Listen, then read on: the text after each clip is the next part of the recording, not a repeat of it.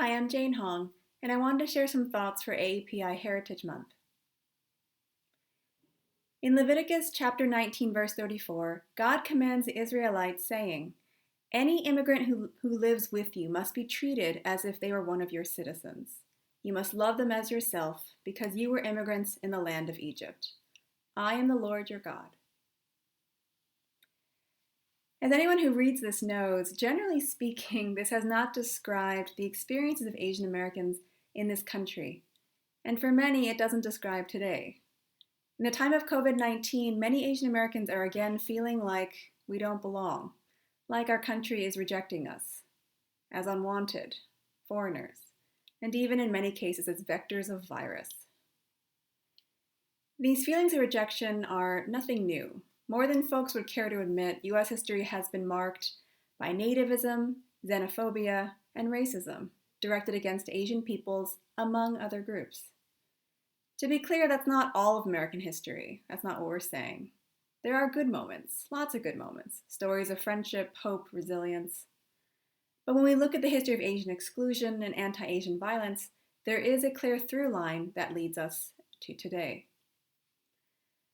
Scholars across different fields have talked about Asian American experiences as those of exile, of not belonging, of feeling like strangers without a home. In my work as a historian, I explore similar themes. Specifically, I try to explain the history that shapes our present reality. I try to explain how Asians were othered, not only through interpersonal interactions on the ground, but also through legal structures like exclusion laws. So many Americans, or many of us probably, have heard of the Chinese Exclusion Act of 1882. What fewer people know is that these exclusions were expanded to apply to all Asians by 1924, such that by then, no foreign-born Asian could immigrate or naturalize. Asians were banned from U.S. citizenship on racial grounds as, quote, aliens ineligible to citizenship.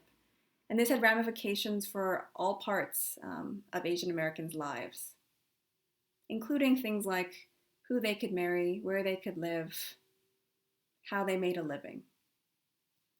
So these exclusion laws, historians argue, helped racialize Asians as foreign to this country, as un-American, regardless of where they were born or how long they had lived here. I could say more, but what I will say is my hope is that knowing this history can help us understand our present reality, to understand how ideas about Asian Americans as perpetual foreigners are the product of decades of legal exclusion, of structural discrimination. But even more than that, my hope is that by learning this history, we can recognize how this story of Asian Americans' exclusion fits within a much larger history of structural oppression, in which Black Americans, Latino Americans, and First Nation peoples, among others, have also suffered, differently and distinctly, but in ways that merit empathy, compassion, concern. So, in this context, in light of this history and what it feels like to be Asian American during these pandemic times, what does or could faithful discipleship look like in these Asian American bodies? First, I think staying safe is important. Stay safe, physically safe, mentally safe, emotionally safe. On a related note, take care of yourself, your loved ones, and your community.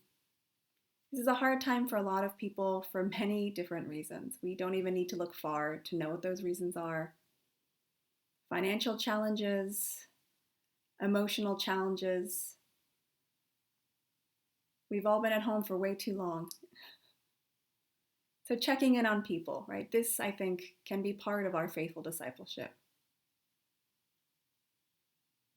I think faithful discipleship can also, or might also call us to lament, to say out loud what is terrible, and to allow ourselves to feel the pain of rejection by the country that you consider home, you consider your own. I know for myself, I love the United States so much, I study its history, and I've devoted my entire career to that, out of what I consider love for my country. And then to have that country reject you, that is painful. It's terrible. And so to lament that reality, to lament, I think, could be part of faithful discipleship. But I would say, please don't just stay there in that lament focused inward.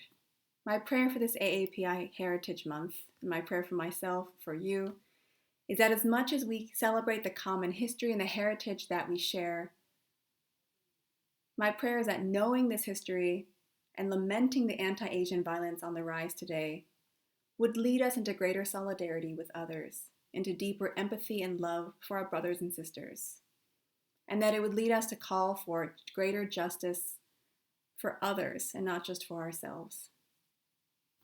Stay safe, everyone.